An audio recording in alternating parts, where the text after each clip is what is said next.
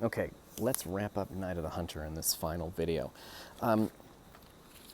The last thing I want to say about Night of the Hunter is actually the most important for our next movie. And I realize looking back at the videos I didn't explain this too clearly, but 2001 is the first movie we're looking at. Rear Window, Night of the Hunter, and The Shining are supposed to lead us to Blue Velvet. That's the end of Unit 1, and then we start over. But these movies are building towards a movie I want to show you that is influenced by all of these. The thing in this movie that's most influential in that movie is what I'm going to say next, which is this idea that the father is a position in the family, in the structure, in psychic world. I shouldn't have said it like that. Whatever. The point is that it's about replacement dads. Now, The Shining features a dad who becomes insane and wants to kill his whole family. It's the reveal that inside dad is a dangerous father. This movie does something similar but in a different way, which is that there's a dad who is doing his best to save his family by getting the money, and then he's replaced by the evil dad, who is Powell.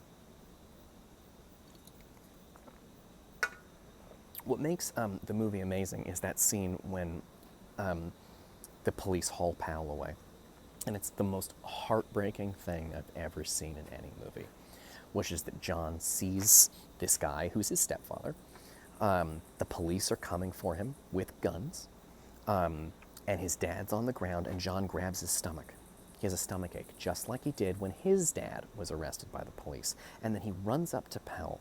And you expect him to say something like, I hate you, I hate you, I hate you, take him away. But he calls him Dad. And he says, take the money, I don't want the money. Dad, why did you do this? Powell hasn't been the problem in a crazy way. It's not John. Obviously, Powell is a physical threat to the children. He wants to kill them. He kills their mother. He wants the money. But the real problem in this film is John.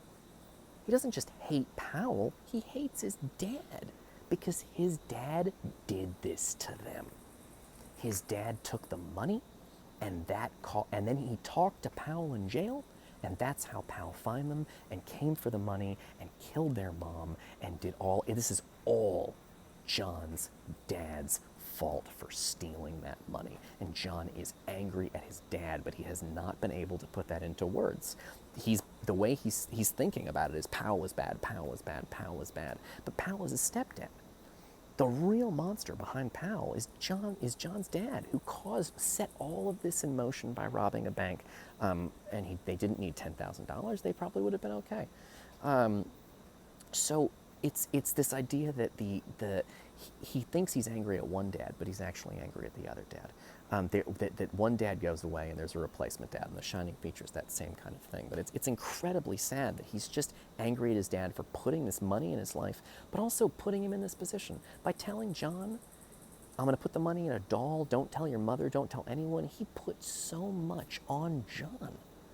And it's interesting that in a movie that blames women and blames women and blames women and blames women and blames women, in the end, John doesn't blame a woman, he blames his dad for putting him in this terrible position by expecting a tiny child to keep $10,000 safe and secret. That is a crazy thing to ask a child to do, and that is exactly what John's dad has done to him, and it's fucking terrible.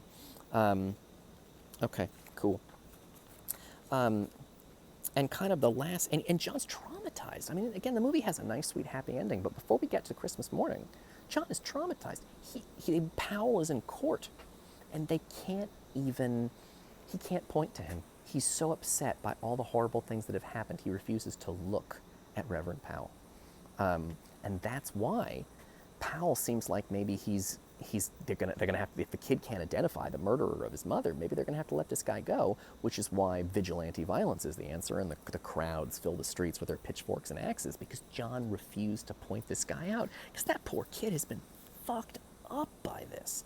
And the Christmas scene at the end is really about how he's able to heal. One thing that makes the Christmas scene at the end so lovely is that we sort of, and this is mentioned earlier in the movie, but Miss Cooper has kids, and they don't even send her a card or a present on Christmas. We don't know the story there, but it's heartbreaking. But that's why just as John had a dad, and then there's like this replacement dad that comes in. Miss Cooper had children, and they were bad to her. and she has replacement children that she takes care of now. And it's just there's a psychic kind of I have a father, but this is the wrong father. I'm going to get another father, or this is the good dad and this is the bad dad. But the same space, dad, is in your brain, and it can be filled by multiple people. Children is a space, kind of a psychic space that can be filled by multiple children. So John's biological dad gets replaced by evil Mr. Powell, the evil dad, and although John's dad's not great, and then Miss Cooper's kids are replaced by these other kids that's why she takes care of them. And it's a lovely, beautiful kind of thing. And he returns to her kind of that simple kindness of with the gift with the apple.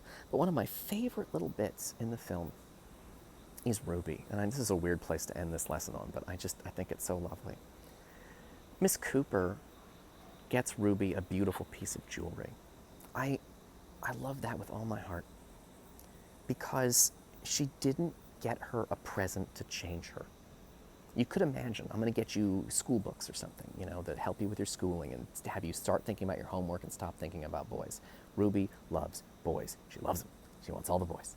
And Miss Cooper says, you're messing up, but you're looking for love in the only way you know how. She doesn't shame her.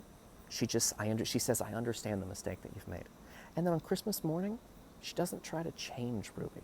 Ruby wants to look beautiful. She wants to look like desirable for men.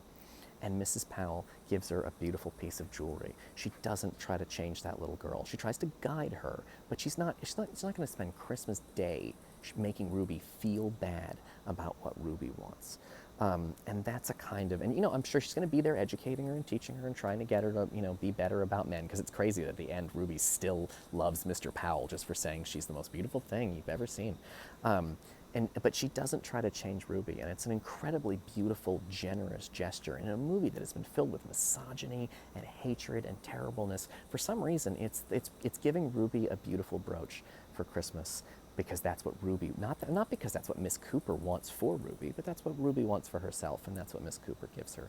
She treats her generously, meets her where she is, and doesn't try to shame Ruby or make her feel bad. And in a movie that's so anti-woman, it's lovely to see Miss Cooper not be sex negative at the end of a film, because the sex negative people have all been fucking terrible.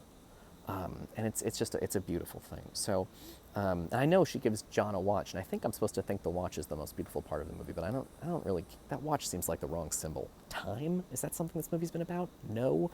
But the thing with Ruby, I think, really captures the whole thing. So thank you for joining me for Night of the Hunter, and this whole series of videos, and thanks for watching, and I hope you guys are all doing good out there. I adore you all. Good night.